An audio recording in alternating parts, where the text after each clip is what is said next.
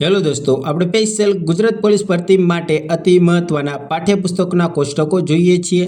આ કોષ્ટક આપણે ધોરણ 6 થી 12ની વચ્ચે જેટલા પાઠ છે તેમાં જેટલા મહત્વના કોષ્ટકો છે એટલે કે જે આપણી પરીક્ષાને લગતા મહત્વના કોષ્ટકો છે તે આપણે જોઈએ છીએ। તો દોસ્તો આજે આપણે વેરી મોસ્ટ ઇમ્પોર્ટન્ટ 5 કોષ્ટકો જોઈશું। આ કોષ્ટક આપણે ધોરણ 7 સામાજિક વિજ્ઞાનના 18મા પાઠ અને 19મા પાઠના હશે।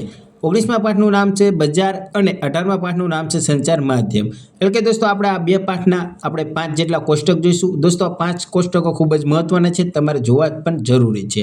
અને દોસ્તો આજે આપણે ધોરણ 7 સામાજિક વિજ્ઞાનની ચોપડી પૂરી કરી નાખશું। અને દોસ્તો આજનો વિડીયો થોડો ટૂંકો છે પણ અતિ મહત્વનો છે, એટલે લાસ્ટ સુધી બન્યા રહેજો, તમારો એક માર્ક રોકડો બની શકે છે। અને દોસ્તો આ કોષ્ટકનો આપણો 18મો વિડીયો છે। જો તમે આગળના વિડીયો ના જોયો હોય તો જોઈ નાખજો, તે પણ ખૂબ જ મહત્વના છે, તે તમને પ્લેલિસ્ટમાં મળી જશે। તો ચાલો દોસ્તો વધુ સમય ના બગાડતા જોઈએ આજના કોષ્ટકો।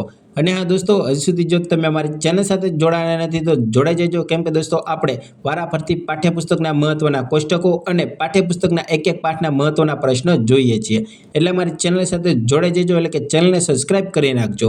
તો ચાલો દોસ્તો જોઈએ આજના મહત્વના 5 કોષ્ટકો। તો દોસ્તો પહેલું કોષ્ટક છે સંચાર માધ્યમ અને જાહેરાતનું, એટલે કે 18મા પાઠનું પહેલું કોષ્ટક છે, તેમાં પણ ખૂબ જ મહત્વની માહિતી આપી છે, તે આપણે જોઈ લેવી। તો દોસ્તો આટલું જાણો, તેમાં માહિતી આપી છે કે રેડિયોની શોધ ઈસવીસન 1895માં ઇટાલીના માર્કોનીયન ફાળે જાય છે। એટલે કે દોસ્તો રેડિયોની શોધ 1895માં થઈ છે, ઇટાલીના માર્કોનીએ કરી હતી।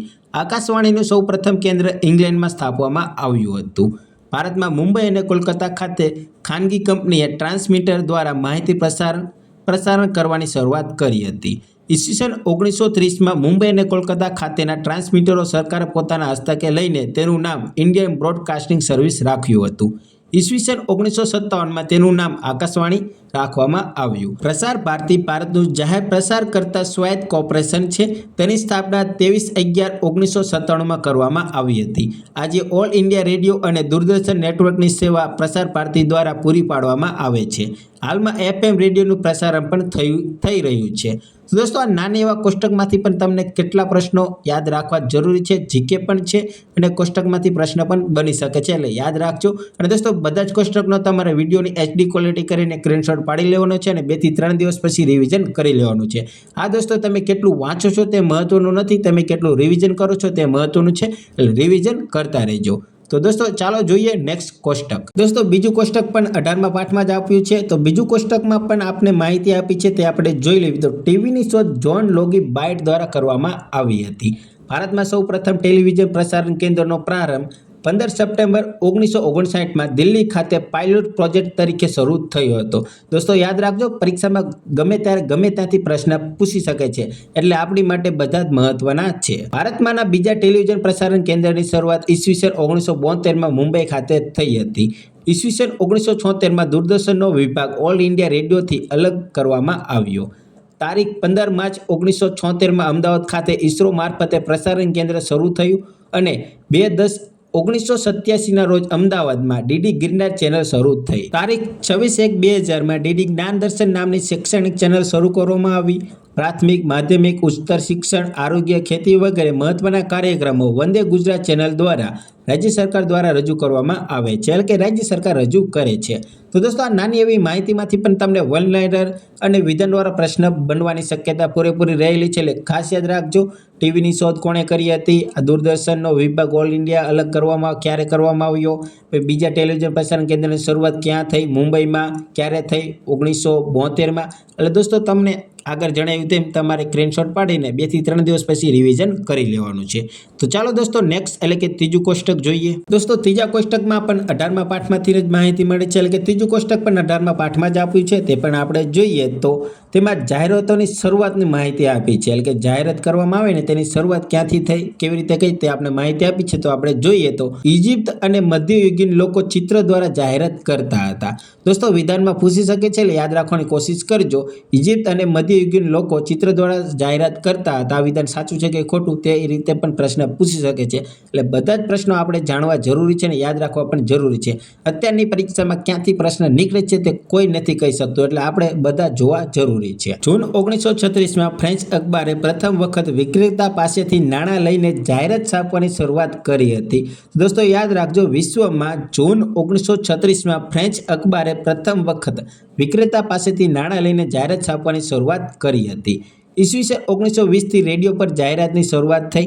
આપણે યાદ રાખી લેજો, ઈસવીસન 1920થી રેડિયો પર આ ગીતના પ્રયોજક જે તે કંપની કે સંસ્થા છે તેમ જાહેરાત કરવામાં આવતી હતી. એટલે દોસ્તો આ નાના એવા કોષ્ટકમાંથી પણ આપણે માહિતી યાદ રાખવી જરૂરી છે. એટલે કે દોસ્તો ઘણી માહિતી આપણે મળે છે. અને કયા પાઠની છે? 18મા પાઠની સંચાર માધ્યમ અને જાહેરાતની, અને 7માના સામાજિક વિજ્ઞાનમાં માહિતી આપી છે. એટલે દોસ્તો આપણી માટે આ જીસીઆરટી એટલે કે પાઠ્યપુસ્તકની મહત્વની માહિતી બની શકે છે અને આપણી પરીક્ષાની લિસ્ટે પણ ખૂબ જ મહત્વની છે. યાદ રાખજો. આપણે બીજી વાત નથી કરવી, આપણે જોઈએ ચોથું કોષ્ટક આજનું. દોસ્તો ચોથું કોષ્ટક છે 19મા પાઠનું નામ છે બજાર. દોસ્તો આ પ્રમાણિત ચીજ વસ્તુની નિશાની એટલે કે લોગો આપેલો છે તે પણ આપણે જાણવા જરૂરી છે.